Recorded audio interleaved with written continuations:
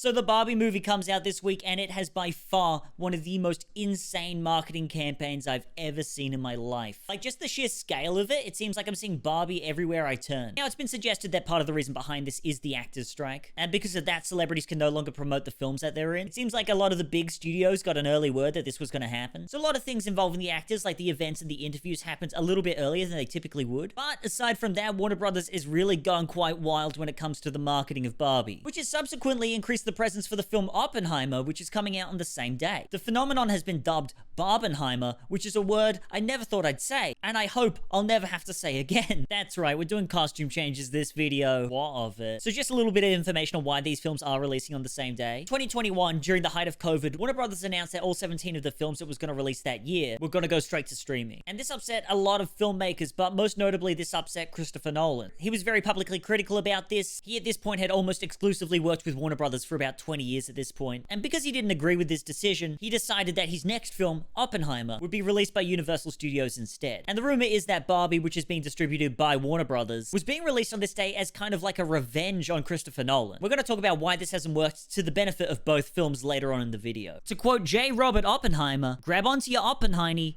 it's gonna be a bumpy ride. So the Barbie movie is obviously based off the existing Barbie product line from Mattel. So obviously there's already some kind of brand recognition there. It's definitely already one of the strongest toy brands in the world. I think it's comparable to Lego, even though it's got slightly less sales. But I would say the recognition is comparable to that. The film stars Margot Robbie as the titular Barbie, Ryan Gosling as Ken, and then there's also like a ton of other actors who are playing alternate Barbies and Kens. It's got Michael Cera as Alan. It's got Will Ferrell. Honestly, it's just like an insane looking cast. And obviously they're really leaning into the whole pink thing, with a lot of light blues as well, two colors that really stand out. They've got so much synergy with the color pink right now that they've got literal billboards that are just the color pink with the date in the corner, and everyone knows what the hell they're talking about. Releasing on the exact same day as Barbie, we have Oppenheimer, an epic biographical film by Christopher Nolan, who at the moment is easily one of the biggest names in directing. Definitely some brand recognition here too, with people associating him with his films such as the Dark Knight trilogy, Interstellar, Dunkirk, Inception, among others. You get the idea. The film's about J. Robert Oppenheimer,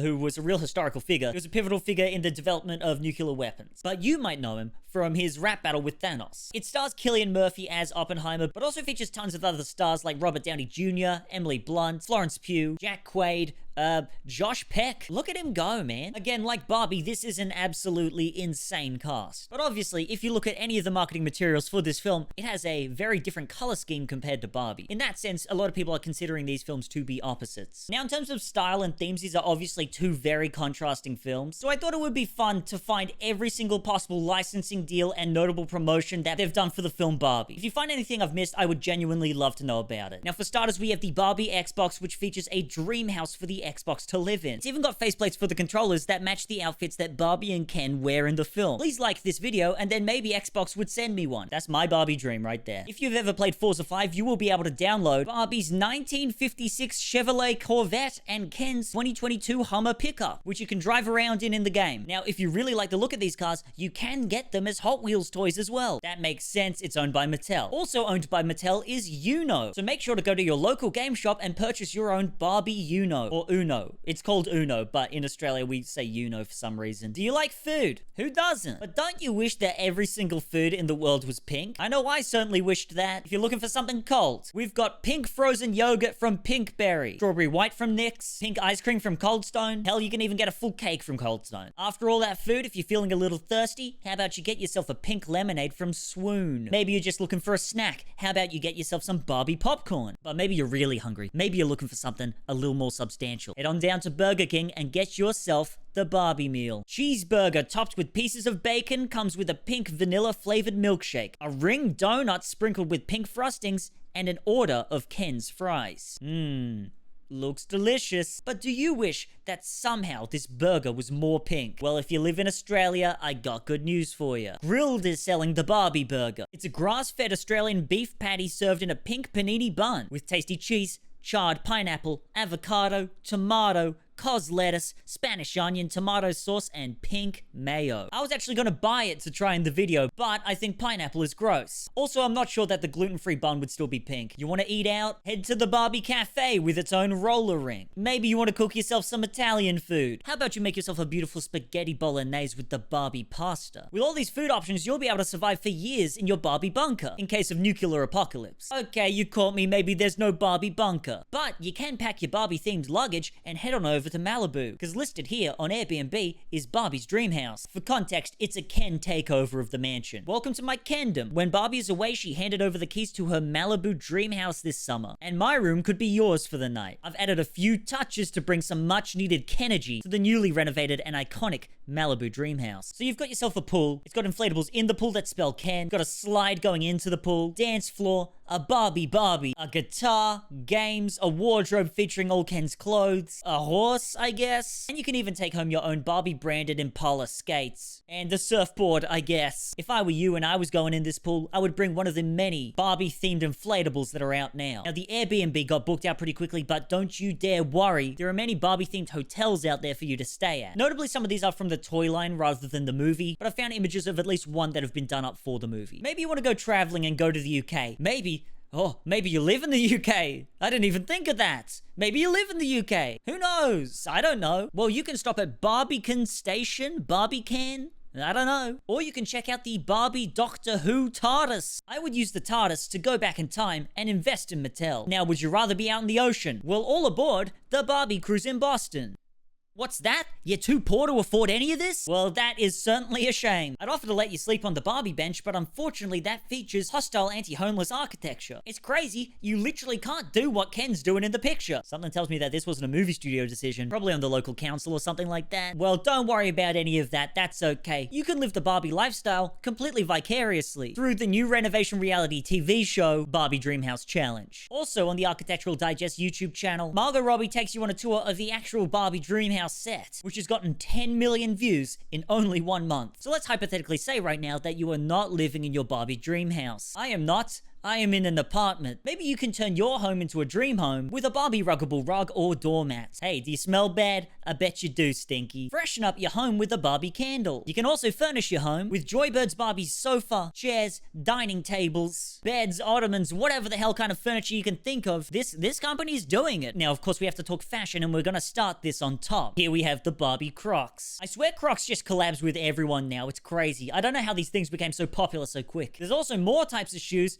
Aldo and Superga. As one would expect, there is just an insane amount of clothing. Gap, Cotton On, Target, Barefoot, Boohoo, Forever 21, Me Undies. There's literally so much I could possibly not find it all. You can even dress up your dog in a little Barbie jacket. Naturally, no outfit is complete without a watch.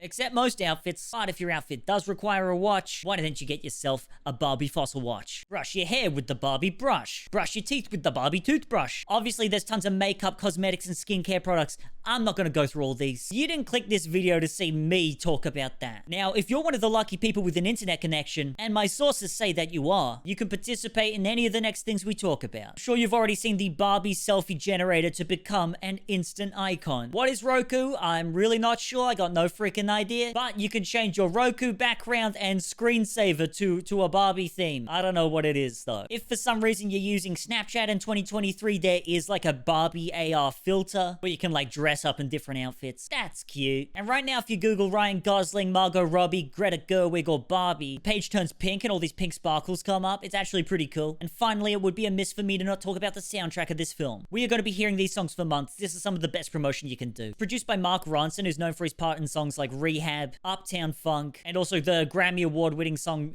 Shallows. The album features original songs from artists such as Lizzo, Dua Lipa, Charlie XCX, Sam Smith, The Kid Laroi, Nicki Minaj, Ice Spice, and, of course, Aqua. I'm a Barbie girl in a Barbie world. That one. There's even more artists than this. The album is as star-studded as the cast. Even Ryan Gosling's dropping a track. So as you can see, there was absolutely tons of stuff here. Now we're going to move on to the promotion for Oppenheimer. So take it away, Todd, in the other hoodie. Now, for starters, with Oppenheimer, if you get a McDonald's Happy Meal within the next 2 weeks, that comes with a small nuclear weapon as well as a signed photo of Josh Peck. Alright, you caught me. Obviously, in regards to Oppenheimer, there's obviously nothing even comparable to what Barbie's doing right now. I'm not saying that they're doing no marketing whatsoever, but these are are two very different films. These are obviously two very different films that require two very unique marketing strategies. There's not going to be any licensing deals or pop-up stores or anything like that. Something like Barbie, aesthetics and consumerism are inbuilt in its very core. I'm not saying this is a bad thing at all, but ultimately the Barbie movie exists to advertise and revitalize and modernize a toy product. In that way, it is similar to Transformers. To be clear, that is a joke. I do love the Transformers films, don't get me wrong, but I know what they are. They're all very surface level, except for maybe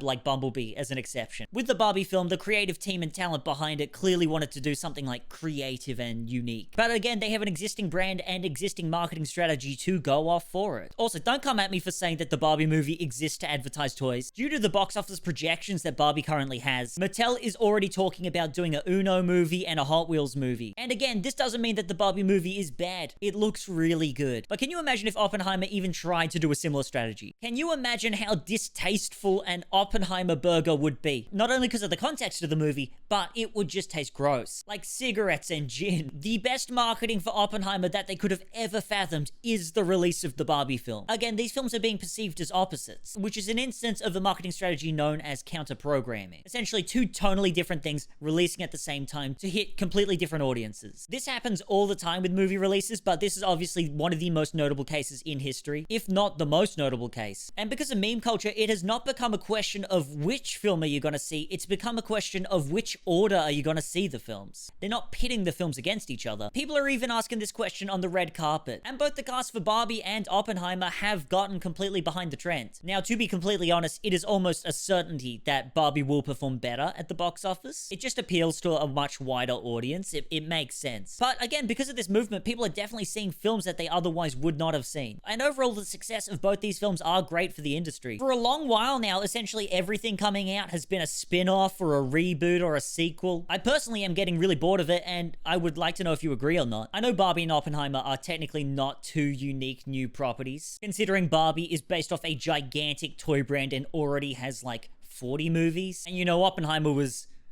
literally a guy. But they are really new and creative ideas, putting a spin on things. I personally am looking forward to seeing both films. I'm not sure I'll see both in cinemas. It's a little expensive. But I really like the talent and the aesthetics behind Barbie. The trailers look really unique and creative. It seems they're taking a really interesting direction on it. And it's the same with Oppenheimer too. And honestly, I'm really looking forward to watching a biographical film that is not about a musician. I couldn't handle another one of those. How are you feeling about all this? Are you going to be seeing both these films? Which order are you going to watch them in? I'd start my morning with Barbie and then end the day with Oppenheimer, I think. Did you buy any of those crazy Barbie products? Thanks for watching. I really appreciate you sticking around to this point. If you liked this video, make sure to give it a like, and I'll see you next video.